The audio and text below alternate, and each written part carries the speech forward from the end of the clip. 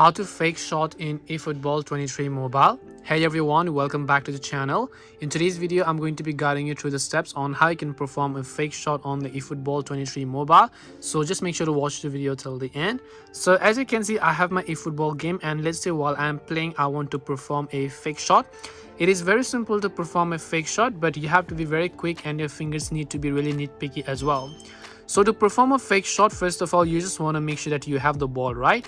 And when you're holding the ball, you want to hit the shoot button and quickly flick 2 times like this. So you can see 2 times, not just once, because once is not going to cancel it. You have to make sure to flick 2 times. Press the shoot button and then quickly make sure to flick it towards the direction you want to fake shot to. Just like this, as you can find it here, and then there as well, and then there as well as you can see over here, and then just shoot it at the end. So you want to make sure to just press the shoot button here, as you would find. Once you press the shoot button, you want to make sure to flick 2 times towards the direction anywhere such as this. And that's it for this video on how you can perform a fake shot on eFootball mobile. Thanks for watching and see you soon in the next video.